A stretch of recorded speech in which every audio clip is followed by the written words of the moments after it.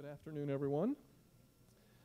My name is Bob Clark, and I'm the Deputy Director here at the Franklin D. Roosevelt Presidential Library and Museum, and it is my honor to welcome you to the 11th Annual Roosevelt Reading Festival. Before I introduce our distinguished speaker, let me go over a couple of housekeeping things. One is, would everyone please take out your electronic devices and turn them off so that we don't have any interruptions of our presentation today? The next is, if you haven't had an opportunity yet to see our new permanent exhibits that we installed last year at about this time, come find one of us on the library staff and we'll be happy to give you one of these little FDR buttons, and that will get you into the museum galleries for free today. And then finally, just a quick thanks to our friends and colleagues from C-SPAN who are filming this session today. They're great supporters of all the programs that we do here, and it's nice to have them back with us today. Just a little talk about how the session will go. Ms. Shlaes is going to speak for roughly 30 minutes. She wanted me to let you know that she likes to do things very interactively. She will talk to you a little bit about the process of doing this book and how it came about, and how it came to fruition. But then she's very, very open to questions from the audience. Because she would love to take as many questions as possible, we're going to have you come up to a mic up here so that C-SPAN can catch your question on tape as well as your face, because you're going to be so enthusiastic about her talk. And then once Ms. Shlaes is done and the question and answer period is over, I will take her out to the New Deal bookstore where she will be happy to sign all of the copies of this book that you will want to buy. Speaking of that, she wanted me to let you know, and I'm happy to let you know, that The Forgotten Man, the graphic edition, is now 3 weeks at the top of the Amazon list and New York Times list for graphic books. So quite a coup there. Amity Shlaes is chair of the Calvin Coolidge Memorial Foundation, based at the birthplace of President Coolidge in Plymouth Notch, Vermont. She is author of the new book, The Forgotten Man graphic edition, a full-length graphic version of her bestseller about the Great Depression, The Forgotten Man, which came out several years ago. And she also came and spoke at a reading festival when it was issued. She is also author of Coolidge, which debuted at number 3 on the New York Times bestseller list.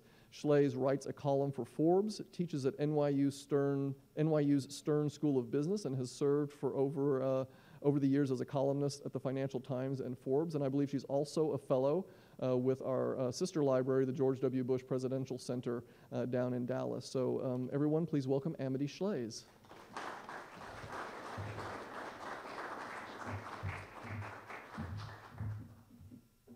I'm going to push this back. Can you hear me? Okay, if you can't hear me or there's something wrong with the audio, stop me. I'm so happy to be here today. I think I'm going to ask Mr. Clark to give me that book, though. And I'm grateful to Mr. Clark, who I've known a long, long time, working on various projects, and Ms. Bassanese and Mr. Lavie, and this library is just an awesome library. Every one of us has the same job, self-assigned, which is to share information about presidents in history. And no library has been as pleasant to work with as this one over time. So I'm really here to tell you a story of how basically describe a work project. I'm almost like a contractor telling you, or an architect or a builder telling you how I build a certain house, but I'm also eager to hear how you build your houses. That is, how you tell your stories. I know some people in the room are authors themselves as well, or questions you have. Some of you are educators. We as authors fail if we fail to produce work that educators can use. We let you down, so you can't do your work. So these are some of the things I'd like to talk to you about today. I put this picture up here because it's kind of fun. Here we are at the Franklin Roosevelt Library, and before I launch into how I wrote a graphic novel with a brilliant artist who drew it, Paul Rivoche, I thought I'd give you President Roosevelt and ask you, how do you think, let's see, how many of you think he's too mean in this picture? Did I caricature him too bad? Did our artist do that? Raise your hand if you think he's too mean. And how does anyone... Nobody thinks he's too mean. Does anyone think he's too nice? Does anyone have an objection to... Oh, she says he's too nice. Does anyone have an objection to the cigarette? On a personal basis? Did we get the cigarette wrong? Some people said we drew the wrong kind of cigarette holder. Did we get it wrong? So when we first drew this picture, he had no pupils in his eyes. So it's sort of more blank. You see President Roosevelt, sort of more blank. He was unknowable because you couldn't see anything behind the glasses. And the artist, Paul Rivoche, who's a genius, I want to say that a few times, and I talked back and forth, and I kind of had the impression that to make him have no eyes was to make him too creepy, to make a president too creepy, and I didn't like it. My aim with this particular book is to convey knowledge, not just opinion. I don't think Roosevelt was a creep, right? But when you have a creepy-looking president, well, that attracts some readers, right? Readers like violence, they like bayonets, they like sex, and they like villains and heroes. They, do they like shades of gray? So it's much harder to have characters who are kind of in between in a book like this. That's a trade-off. We're thinking of doing a book now that it has cannibalism in it.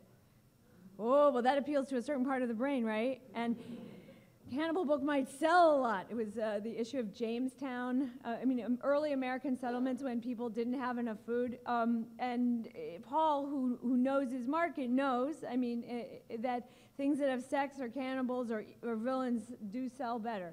So I show you this picture because here we are, and we settled on this FDR. I would describe him, if we were to give an adjective, as mischievous, which I'm at peace with, because I do kind of think President Roosevelt was mischievous.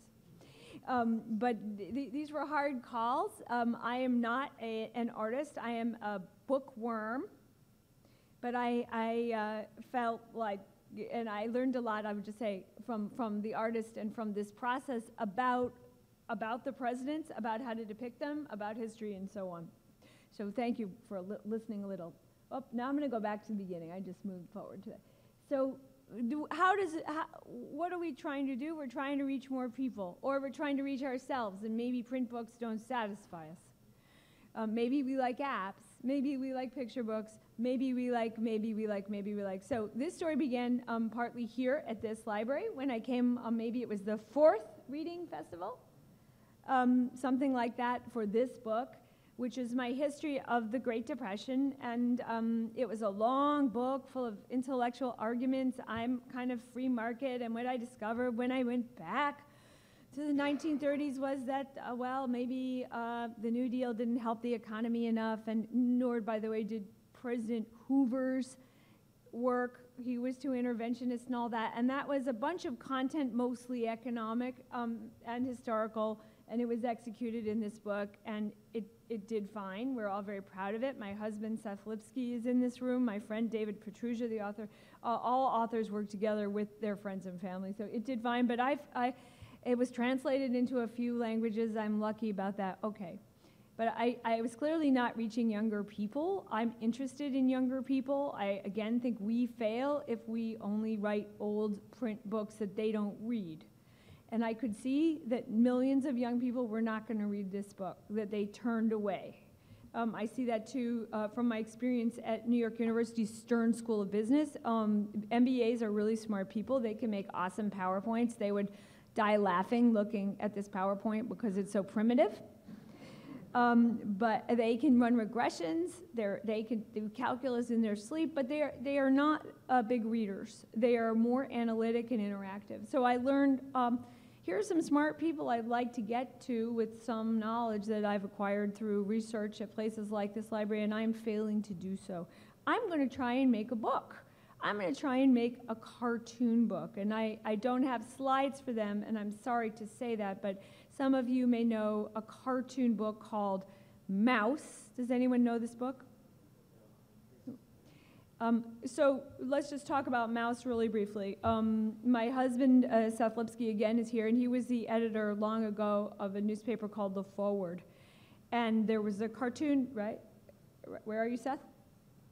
Right, and there was a cartoon, there was an editor there who liked cartoons, and Seth, who was a good editor, said, if my editor likes cartoons, I'll publish cartoons. But I wouldn't say either Seth or I were especially interested in the cartoons or saw much potential in